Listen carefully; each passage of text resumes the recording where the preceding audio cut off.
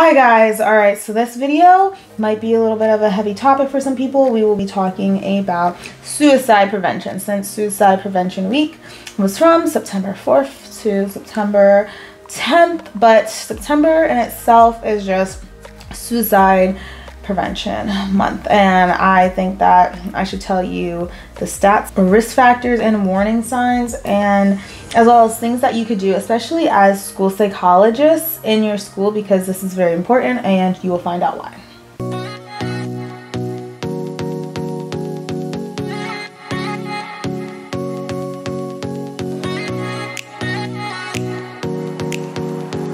I'm also going to leave some links down below, only like 3 that are helpful in giving more information and just telling you things that you could do, hearing people's stories and stuff like that. That could hopefully help you. But let's start with the statistics. So you might know some of these, but women are far more likely to attempt suicide, but men are way more likely to actually die from suicide. I feel like it's important for school psychs to know, since we work in schools, but death by suicide is the second leading cause of death for people aged 10 to 14, and it is the third leading cause of death for people that are aged 15 to 24. Serious thoughts about suicide happen a lot in LGBTQ youth, about 45% of LGBTQ. So there are certain risk factors and warning signs to look out for, and I'm gonna go through a few of those with you. So some risk factors are if someone has mental health. So a big one is like having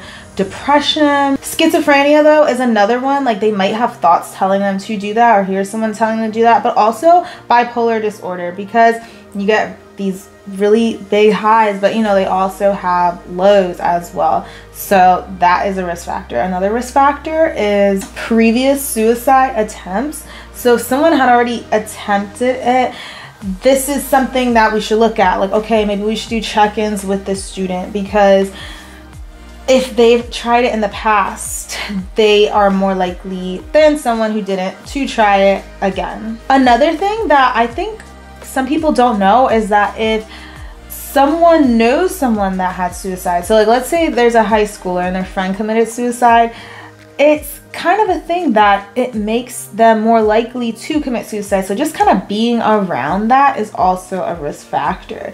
And depending on how schools handle it, like if it seems glamorized, that can make it seem like this beautiful thing to them, and we do not want them to kill themselves. Having access to weapons is another risk factor, because that's more deadly. If there is something that is more deadly force that they have access to, that will also put them more at risk of death by suicide. Some warning signs that someone may commit suicide is how they act or dress. They might dress different. They also might act different. Like maybe they were really low and then all of a sudden they seem much better.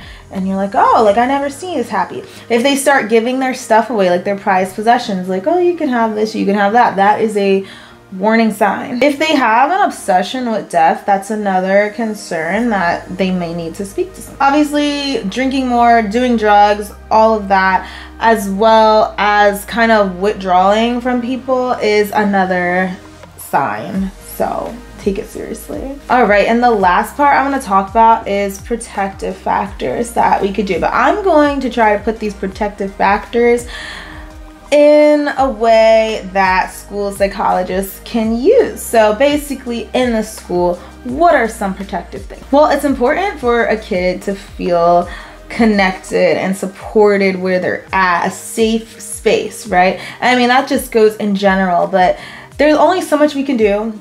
They spend a lot of time in the schools too. So we want to make sure that when they are there, they feel like they are a part of that school. They don't feel like an outcast. They feel like they belong there. I think that's really important. Also, just being able to provide coping skills. So if kids do have a lot of trauma or have depression, they may not know how to outlet that emotion, kind of teaching them coping skills and things that they could do to help. That just helps in general, but it definitely helps if someone is having thoughts about suicide.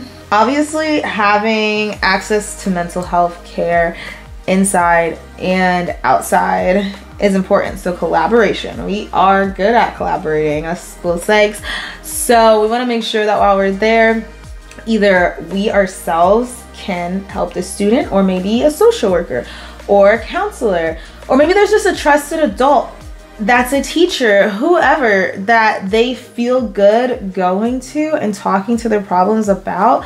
And we want them to have someone there. But also, like I said, they do spend a lot of time in the school, but there is a lot of time also spent outside the school. So the support doesn't stop there. If we can collaborate and get outside services that they can have, because we have breaks, we have weekends, and we have after school, they need to figure out other mechanisms that they can use to help themselves when they are not in the school environment. Also, to make sure that the students know who to contact if they aren't in school, so they can call or text 988, or if they don't feel comfortable like going to the phone to call, maybe they just want to email it or type, you know, they can go on 988lifeline.org, and I can also put that down below as well.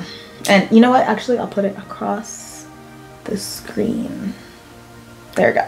All right, and again, just in general, having that safe space for the kids to go, whether that's in a classroom, but also just in general, like a room, a person, you want them to feel as safe and comfortable and like they belong as possible. So I hope that this video helped you, because I know I just did a suicide assessment today, and a lot of the time the kids are joking around, but we tell them how that's not funny.